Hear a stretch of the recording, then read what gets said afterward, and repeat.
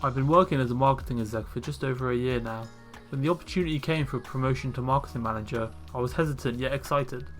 Being 23 and only having 18 months total experience in a corporate marketing environment means that I was obviously apprehensive. Are my skills suitable enough to be a marketing manager? Do I possess suitable leadership skills? How do I even begin to tackle imposter syndrome while putting on a brave face in front of seniors? But before we get there, let's discuss how I got myself in this position. I was never really a good student, never have been really. I did however have a sort of 2-year stint at college before university, really firmed it, really gave it my all, got the best grade in the class, got accepted to every uni. That was really my only academic success, was those 2 years in college. The whole of secondary school, the whole of primary school, the whole of university there afterwards was not great at all. Ended up dropping out, got a bunch of retail jobs, Audi, Morrison's, the whole shebang. Was drastically overweight at the time, very unhealthy, just not really enjoying life too much. And then bang, COVID happened. Locked indoors, bubble housing, all this sort of stuff. It was a very lonely period of my life, but also a very transformational period. I lost the weight, got in great shape, so a very transformational time, and more importantly is where I found an interest: digital marketing. I studied economics at uni for 2 years, so I was prone to work involving data and analytics. I never really thought marketing was a thing. It's perceived as a boring career. A bunch of people sit in front of their computers, push a couple buttons, don't do much. But I dug deeper and found quite a deep interest in branding, social media marketing, lead gen especially. But I had no CV, had no relevant job experience, had no degree in marketing, had no degree at all. So I was left a bit stuck. But what I was always good at is picking myself up, moving on, and learning by myself independently. So I spent 3 months just scouring the internet, taking a bunch of free courses, watching a bunch of YouTube videos, learning as much as I can about digital marketing, a couple specific practices like social media marketing, like branding. And when I felt confident in my own ability, I started offering my services as a freelancer. Little did I know that building a personal portfolio, having clients on my website with testimonials and examples of real world work actually really helped me in the job hunt when I got along to it. Obviously freelancing can only take you so far, so I wanted to actually develop a career. Couldn't freelance forever, maybe there's more money in freelancing, who knows, but I knew I definitely wanted a formal career in marketing. So hopped on LinkedIn, started to apply for absolutely everything. I probably spam applied to about 200 jobs in one day. And to be honest, I was expecting absolutely nothing. University dropout, a couple clients under his belt, but nothing major, and ultimately no formal experience working in any sort of marketing environment. However, invitations to interviews started coming my way. Now, I've always been a person who is good at waffling. I'm good at talking, I'm good at getting the point across, but also good at having a conversation. So I feel like in those interviews, talking about myself, talking about my past experience, it was very, very easy. And that did lead on to first round interviews, second round interviews, third round interviews for some big marketing companies, but also for some smaller independent companies. But there's a big shift, a big turning point in the process that I will never forget. It's when I received an invitation.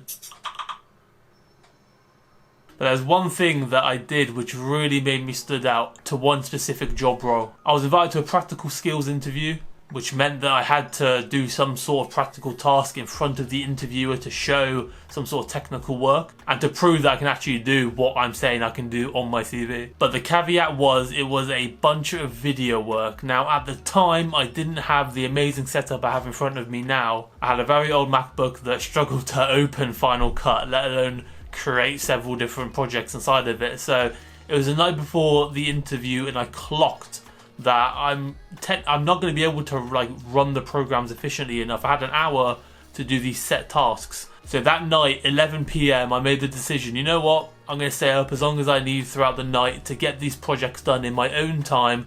I'm going to schedule an email out 2 hours before my interview to say, hello so-and-so, I've preemptively done the tasks that you've asked me to do. I didn't mention any technical thing, I just wanted it to seem like I was being forward thinking and seemed like I really cared. Pulled up the old email that I sent Friday, April 16th, 2021.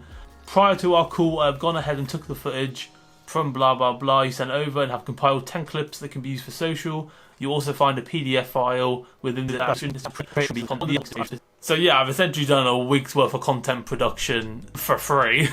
I received an email 8 minutes later saying, "Thanks Martin, no need to complete the task then at 12 PM. Once we have reviewed all submissions from applicants, I'll be in touch." So immediately that set a precedent to those guys that were interviewing me to be like, bloody hell, this guy is actually putting in some serious effort. He clearly wants a job, blah, blah, blah. So ultimately got the job as the marketing exec, was gassed, was so happy. First step of the process done. But there were some challenging points on the road to becoming a marketing manager that we'll talk about now. Even though I did so much creative work in the past, even though I performed really well in terms of execution for that workplace interview that we just talked about, I was still a junior.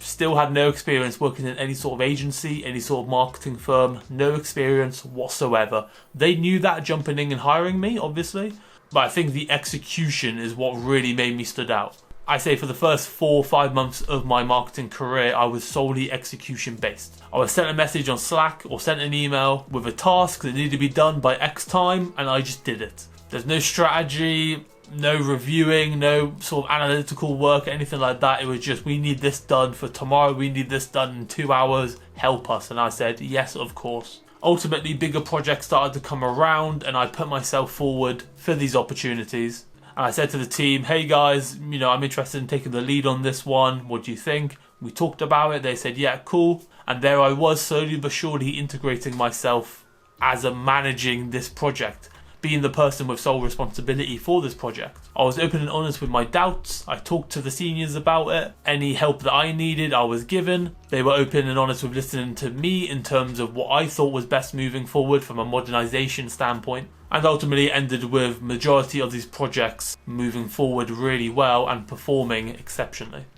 So we get to the burned out stage, the fall off, I like to call it. Probably about, I like to say, bang on a year into the job role of a marketing exec. I started to get burnt out. The execution was becoming a lot. I didn't really felt like I had time to step back, take in new information and make executive decisions based on that information. I felt very tunnel visioned into, you get this, you do it, you get this, you do it. Which is fine for a point, but doing it repeatedly for 12 months does start to take a toll. I did start to wonder, where is the organisation, where is the management, where are the processes? And usually this is a case of what happens working in startups. There's probably a video I'm going to make in the future about sort of the drawbacks, but the positives of working in a startup. Early stage startups, organisation, management, strategy, kind of go out the window, at least in my experience, my limited experience for the first 12 months or so. But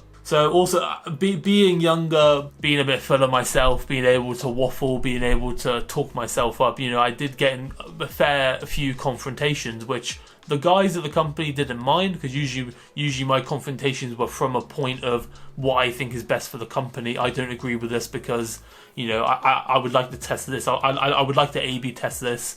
I think this is the wrong move, because there's always reasoning, there's always analytical evidence to back up anything I was being confrontational about. But it got to a point where I was pushing the boat a bit too much. I got pulled into separate meetings, started to say, hey man, you're being a bit rude. And again, cocky 23-year-old, 22-year-old Martin at that point was just like, I'm just doing what's best. I was always backing myself up. I was like, I don't think I was rude because I was doing what's best. The interpersonal skills weren't really there for me at that point in time. The patience, the calmness. Maybe because I was molded into such an execution-based mindset. We have this to get done. We have this to get done. It doesn't matter about emotion. We just get the work done. Proper startup, grunt mentality. But I remember I got pulled into a meeting by one of the managing founders, and it was essentially almost like a line drawn in the sand. Like, listen, we want to see a behavioural change. We have plans to promote you. Obviously that was the little hook that they put to make me change my attitude. They said we are looking at you for a promotion in the next sort of 6 months or so, but we do need to see a behavioural change. We do need to see a bit of a calmness. We're going to give you, this is the important part, we're going to give you the space and time to step back and to work on things from a broader perspective, but you also need to be a bit more calmer in your workflow, be a bit more open, a bit more less moody, whatever the phrase was. So because I was slowly becoming less executional, more strategy focused, my energy started to return. I started to feel good, wasn't burnt out by 2-3 p.m. every day, and actually had not only the time but the effort and the willingness to put together marketing plans, put together some long form strategy rather than just bang bang bang. And to be honest, I was doing the job of a marketing manager before I was a marketing manager anyway. For maybe 2 or 3 months before I got promoted, I was advising on new hires for the organisation. I was putting in year-long marketing plans where I think we should be moving our focus in 2023, 2024, and working on brand positioning and more higher level stuff that a marketing exec shouldn't be doing. And ultimately, that's when I got scheduled into a meeting with one of the managing founders and my line manager to say, "Martin, we're going to promote you, we're going to offer you this. Are you happy?" At that period of time, had no other job offers, wasn't really wanting to go anywhere because I'm used to this environment, I'm used to the people I'm working with. So 18 months in, yes, I'll accept, move into the marketing manager role I always wanted. And yeah, I look back sort of 2 years ago when I was working supermarket jobs and when minimum wage and all this sort of stuff, and not really having a direction, and quite a low point in life to where I'm at now. Good people around me, good processes around me, really good job. 23 years of age, so bit of youth left in the boy, obviously. But yeah, very transformational period in my life that does come from sort of putting yourself up by the bootstraps and saying, no, I'm not going to accept where I am. This isn't me, I deserve better, and then working towards it. So we come back to the point at the start of the video of where, there is a lingering imposter syndrome. The first few weeks of the job, I was sort of doing the same thing, and I was like, okay, I haven't been told to do anything new. There are sort of these goals that they want me to hit as a marketing manager, but they're sort of the same as when I was a marketing exec. Probably because I was working at that level while I was still an executive. Now it's really good. So it's like guilt. I feel guilt somewhat, which is interesting. And there's still emotions I have to sit with and work through regarding that. But very blessed, very excited for the position, obviously. So yeah, ultimately it's just again doing the young man thing and just firming it, doing the best that I can. Fortunately, and this is being recorded 11th of January, fortunately at the end of January, I'm going to start receiving mentorship from senior marketing manager from a sort of partner company of ours. That's going to be incredible. I had mentorship kind of back in the day, that kind of fell through, but now this is like mentorship for a marketing manager. So hopefully it's gonna make me feel a bit more reassured about the position I'm in. But yeah, I think that's going to help a ton. I think mentorship in any capacity, whether it's from a work colleague, whether it's from a friend who just has more experience in life, whether it's from a parent or what have you, or online, is really, really good to have. And I'm very grateful to have that, coming up in the next couple of weeks or so. But yeah, ultimately, as a marketing manager now, there's a bunch of testing, a bunch of trying out new things.